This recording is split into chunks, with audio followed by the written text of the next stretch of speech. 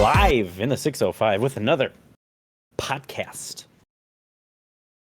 Look at that. Was that good? Is it getting better? I feel like we're getting there. The Lunchbox podcast. You want me to just drop the name in it? Your break time entertainment. It's like the radio shows that they do sometimes. Bring it up that way. But anyways, another episode. We're gonna chat today about something that is kind of near and dear, right? Something that, everyday that we life. do, and it's dealing with the buying of cars and the servicing of cars. Okay. Times have changed A lot. when we both started selling cars. It was I mean, you could pick a blue one, you could pick a white one, you could go back to the blue one. Yep. And now Normal times. Back in the day. Yeah. You say, hey, I want this car. I say, hey, let's go pick one of the three that we have. This make, this model, this brand. Boom, boom, boom. This trim package. So, I mean, what do you think? I mean, I've been out of it for a year or so, but what do you think when you see the shift of just not just salesmen and, you know, your experiences of before, like we were talking about? What do you see as the kind of the shift of what the pros and cons are, the challenges, the things that are easier? I mean, what do you think it is like now compared to 3 years ago? Well, it's starting to come back around, like full circle. So we're almost off that high. But it basically kind of turned the sales side. You're like a glorified order taker, you know? So customers come in. We hardly have any cars on the lot. You drive one that we have. And if you like it, we put a deposit on hopefully an incoming one that'll be here this month, next month. Otherwise, we order it exactly how you want it, and it'll be here in 2 or 3 months, ? You know, interest rates are creeping up. That's the scary part. It's pushed people back a little bit, which is weird. But we're still getting them done. We're still moving a lot of cars. It's just, like I said, shifted. So when it gets back to like I want to say like the true normal time, the actual selling. Yeah, I think some people are going to be a little bit shook. So, I mean, you go back 2020 when it happened, everybody's like, oh, how long till, the chip shortage and, all the stuff that went on with that. But it's like, everybody's like, oh, it'll be heard a year. Here we're going on 3. Yeah, so it's taking a little longer. For us, I can't speak for all the dealerships, all the manufacturers, but we actually have inventory for the first time since 2 years ago, probably 2.5 years ago, which isn't a ton. I think we only have like maybe 30 cars on the lot, but to say 30, we used to get all giddy when we had 3, 2, come get the Outback. You want the white one or the white one, Yeah, no, you used to be able to pick color of interior. Yeah. You used to be able to pick all this stuff. I mean, and it was there that day. Yeah, for sure that day. But I mean, obviously interest rates play a factor, no different than the housing market and things like that. But I mean, what do you think the biggest, so the objection was always sell the dealership. Yep. Prove that you're the best. What do we do? Yep. And you always said it was the definition of character, and I remember there's times where it's like you really had to sell yourself, your personality, your ability. And yep. I'm not saying it's any easier now, but it's just like, what do you think is the selling point now for cars, and why not chase the other dealership or chase the same car at a dealership that's 2 hours away? Or they don't have it, why can't they order it the same as you can? They don't have the allocation. So since we sell more and get more, we're able to order a lot more cars. So say if we get like 120 cars in, 60 of those are Outbacks. Those are all broken up into subcategories based off trim. Oh. So of that, right?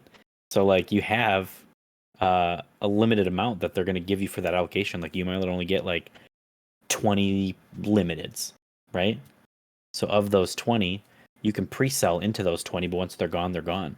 So if you have smaller dealerships, which are close to us, they might only be getting like 2 limiteds. So take this one, but you can still get it. You can order it.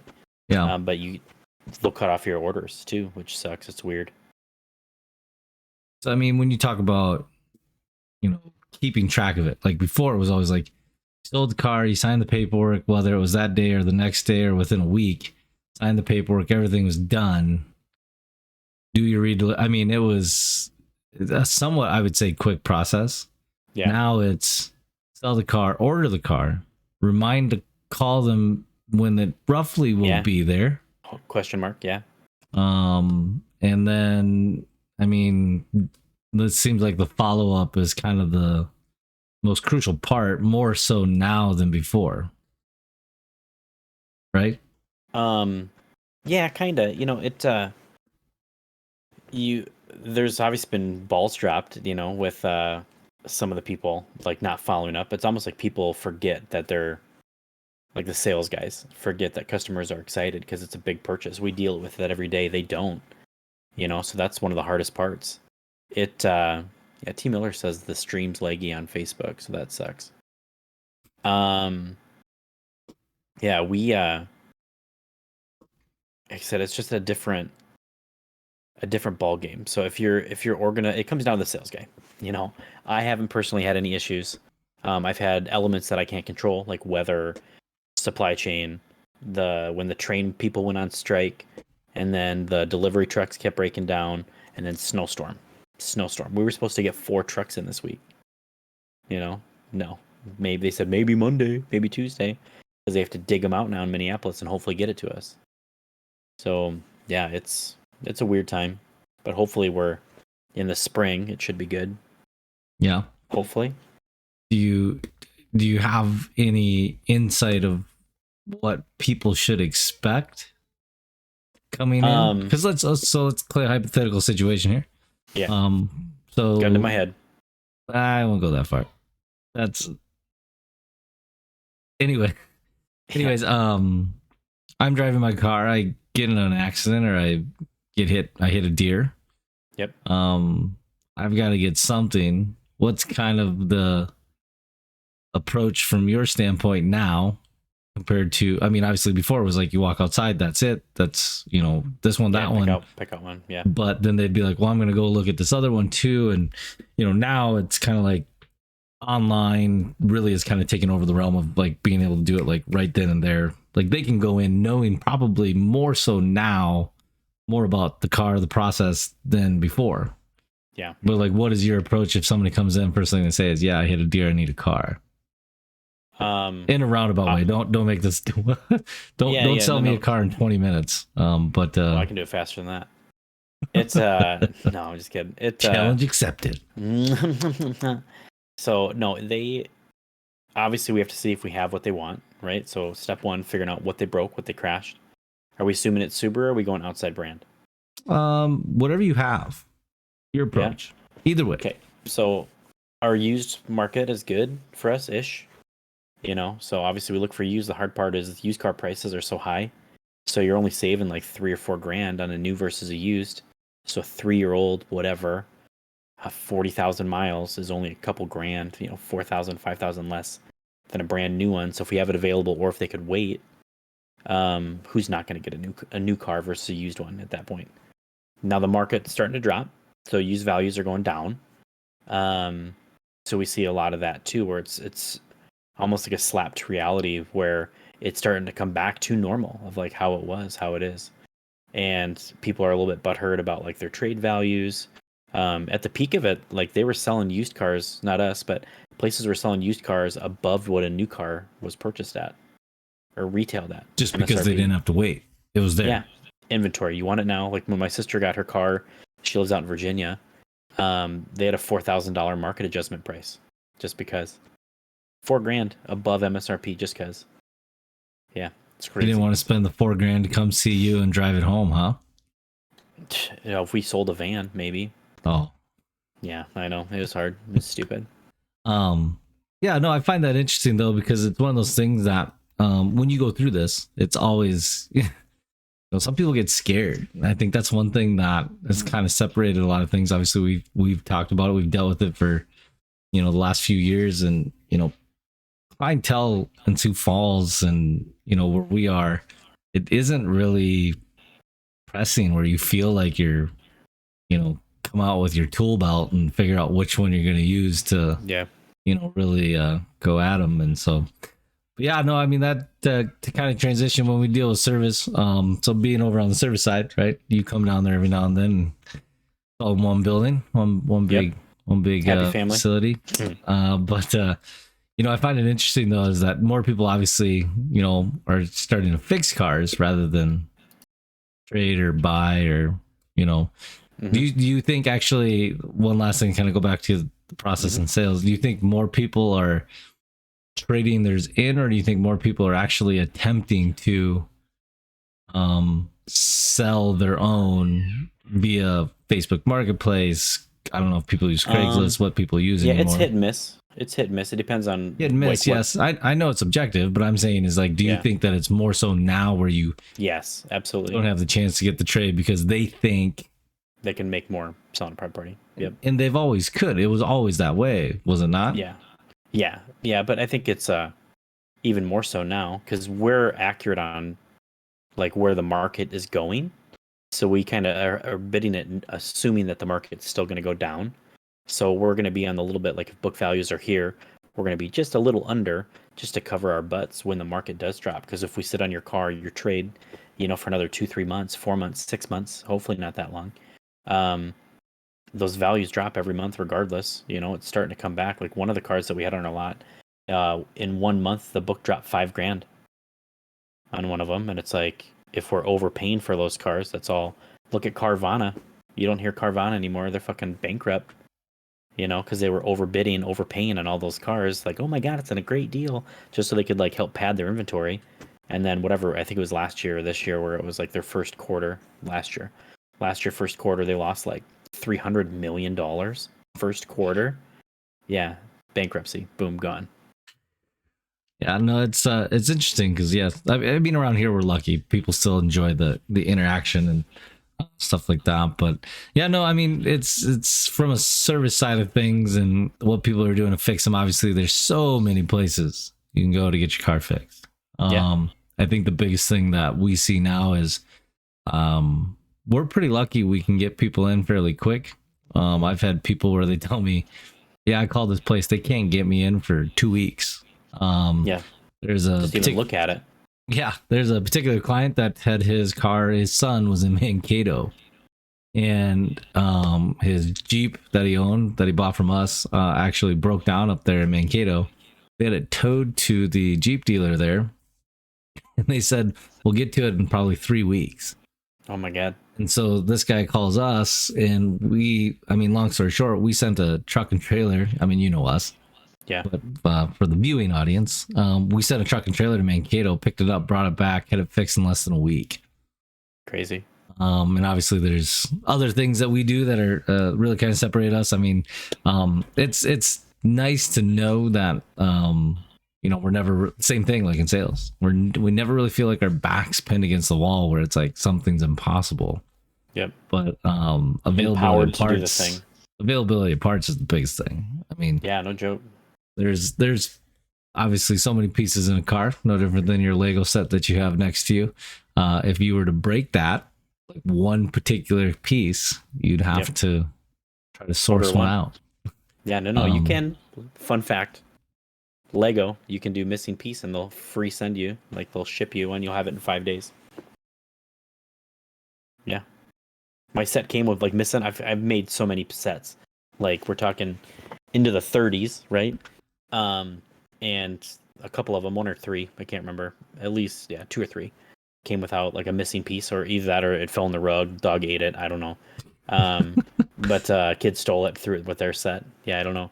But you put your model number, what you're missing, and they'll mail it to you in 5 days. So interesting. Continue. Yep, supply, So that's quick. That was a horrible example then. Some things, like I said, right now we're dealing with stuff that, we won't see for a month. There's certain... we hear horror stories with body shop stuff, right?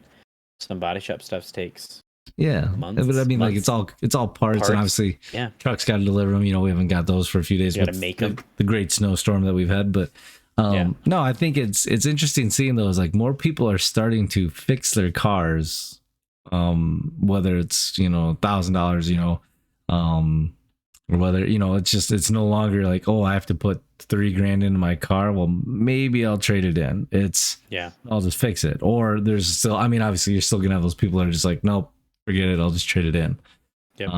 But I mean, it's just kind of the trend across everywhere, and I find it interesting that I truly think, and not to get too detailed, but I truly think that it's one of those situations when you think of other places, and if somebody told me 3 weeks just to look at it, yeah, I don't know if we've ever got to the point that we do that. And it's not so much the fact that we're not busy or anything like that.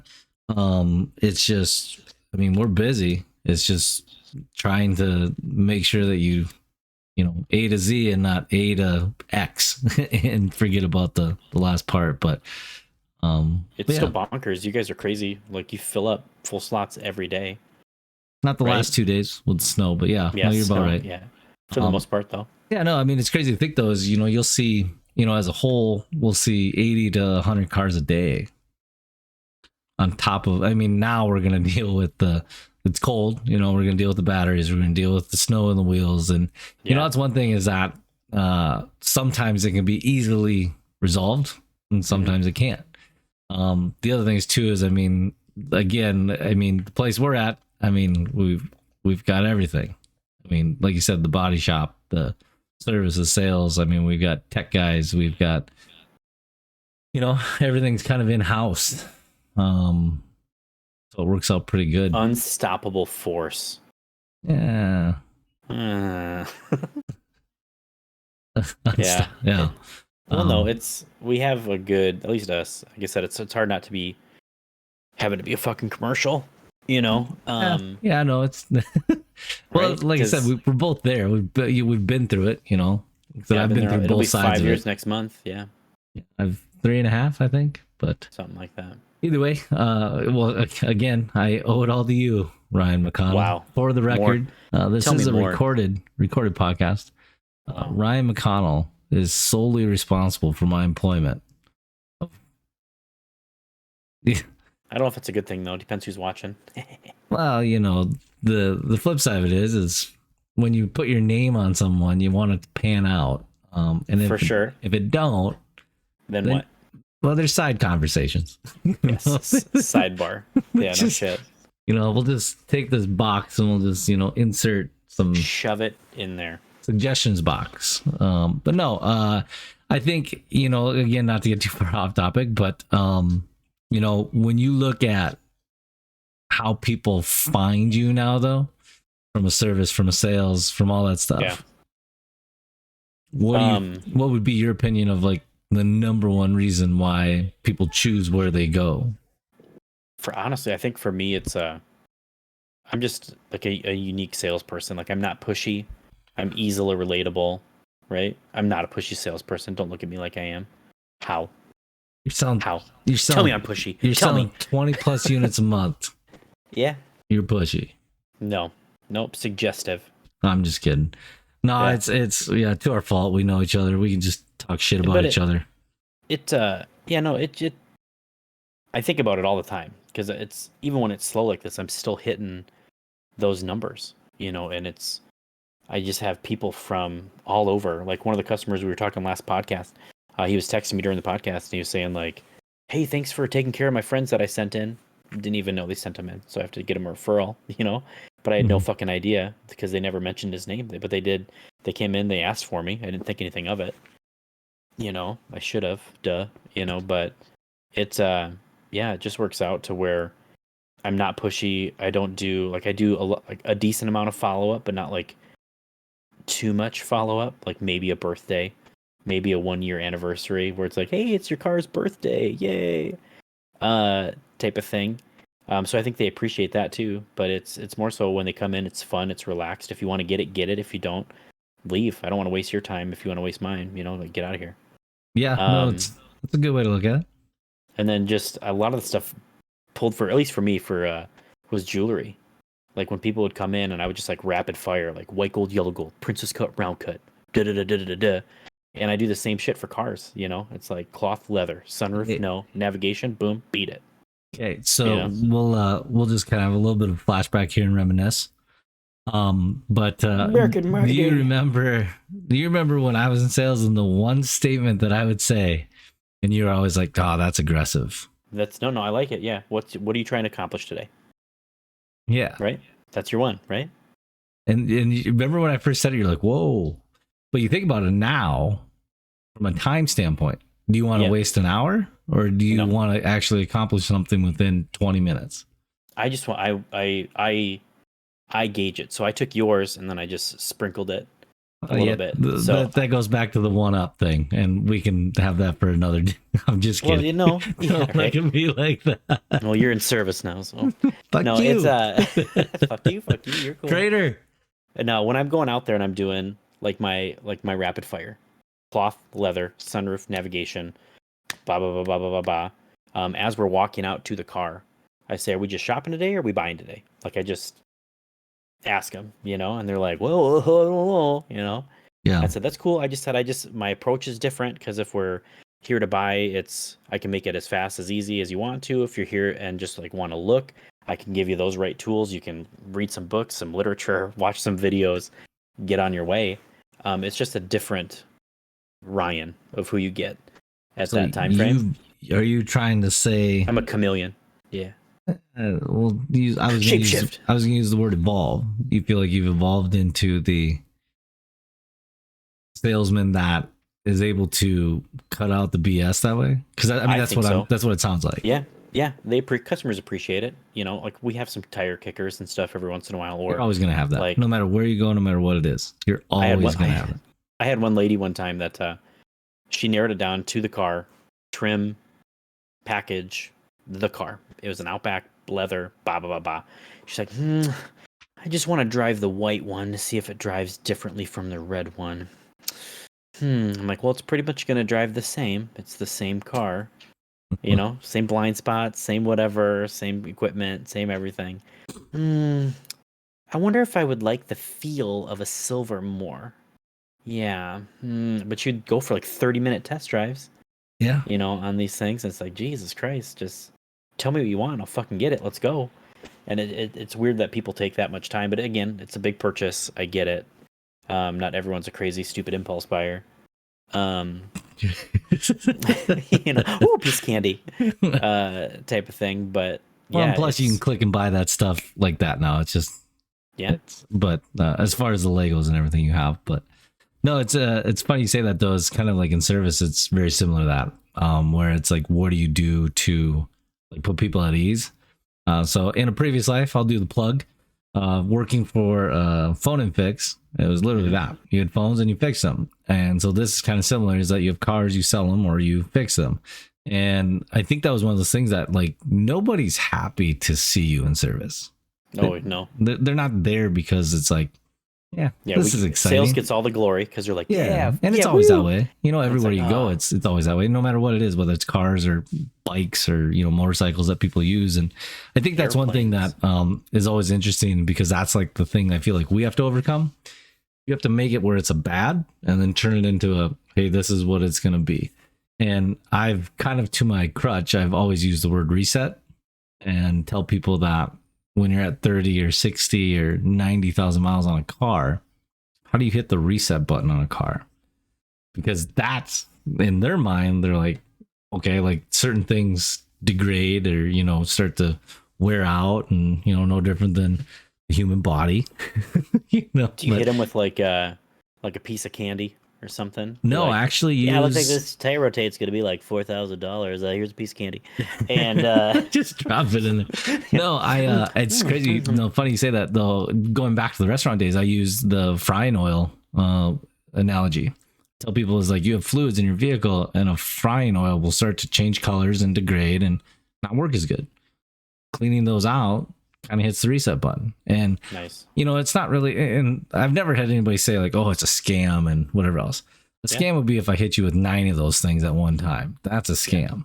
We do 2 or 3. That's it. And they're pretty crucial. They're pretty understanding. I mean, brakes, everybody knows what they do. All-wheel drive systems and what moves them. I mean, it's just, and you have to not dumb it down, but you have to act like they're a kindergartner almost and make it, relatable. Similar to this podcast. It has to be relatable. People have experienced this. Anybody that's over 16, even 12-year-olds experience it. They go through this process. And what do I do? That's one thing that was always nice. Put your hands down. Put your hands down, Ricky Bobby. But even like when they go to buy it, it's just like there's so many places you can go. And us doing it as long as we have, I do feel that there comes to a point where if we were to jump ship and go to a different place, no matter what it is, even if it ain't even cars. Like let's say you went in just to open a jewelry store, people will call you and be like, oh, that's what you do, or that's what you do now, or whether it's you sell guns or whether you sell whatever it is, they'll go where you go. And there's those people that that's just the way it is. And so, I mean, not to ramble on too much, but I think that's something that speaks to like kind of the definition of character of, whoever we're dealing with, that they follow you. I have had a lot of car customers buy jewelry from me too. It's crazy because the trust, the relationship's born. Oh yeah. And then they're like, at the end of it, they're like, hey, you have business cards behind business cards. And then I don't though. I'm always like, I really don't have any of my rogue stuff at work. So you come to work. If any of you don't know, Ryan Collin comes to work, long black trench coat, holds it open like this. You guys want some wristwatches? But I find it funny though, is that you do that and you do it well. I'll give you that compliment. But straight face. People don't like, you go into a jewelry store, it's no different than a lot of like, what's the other places that people always like, geez, there's so much markup on it, and furniture, pricing. Yeah, exactly. That's the other one. And people, that's exactly where I was going with it. And people go in there and they're afraid to go in there, and it's everywhere. You go in, it's like all these like, there's no like set menu item list on a board or anything. Whereas you make it totally, there's nothing in front of them, and just in their mind, they're like, I've looked at enough of it. I understand what he's saying, and they just move forward. I can guide. Yeah. Sales is I thought about the other day. Business. Sales is like not all we know, but it's what we do, and we're what's funny is that we're good at it. I talk about it with Andrew just a little bit, where I feel like the true like rock stars at the dealership had previous like customer service retail jobs, because that's what you deal with on a daily basis. So having that retail experience, retail management sets you so far ahead, just because you can expect the unexpected, the upset customer, the happy customer, the depressed customer. You have the one customer who's sad, fucking Brandon makes him a fucking pie, that type of shit. Just being able to read, like I said, read the room.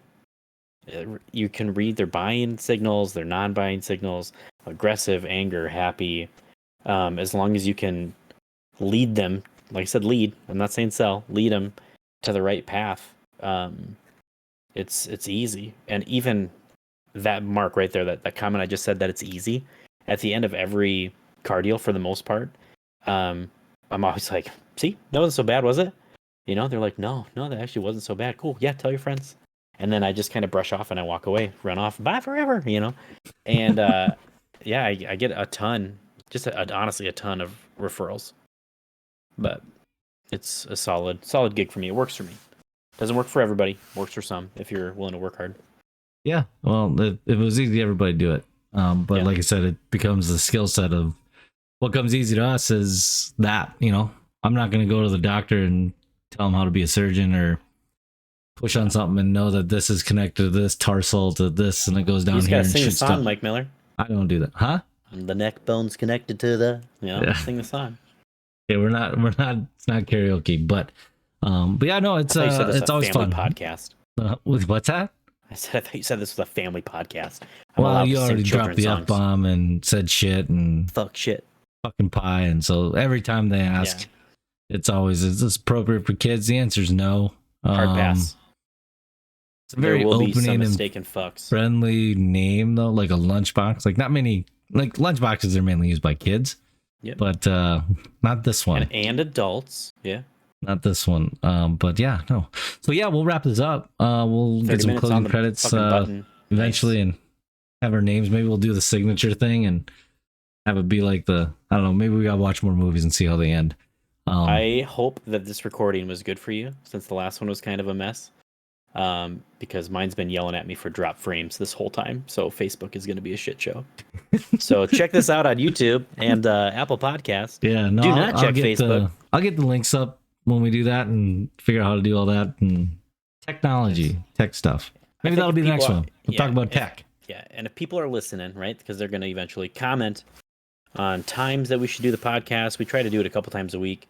Ideally, our superpower is improv, right? So if you guys can come on while we're live and ask questions, what you want to hear, like we'll tailor to the group, right? One of us. I don't know if we'll rally, but it's fuck yeah, we will. Not like that. But ultimately, it's a lot of fun. We enjoy it. We always said this is one of those things that we do 100 episodes, right? Yep. See 100. Where it goes. Episode 101 will scale how we feel. Oh yeah. I think at 100 we should roll back. Yeah. If 101 is the same as what this is right now, we're doing it wrong. We quit. Yep. Yeah, for real. We'll come to your house and we'll talk to you. That's just what it'll be. Invite us over. Beer, something for my kids to do. We'll talk about it. But yeah, no. Right. Take us out. All right. Bye forever.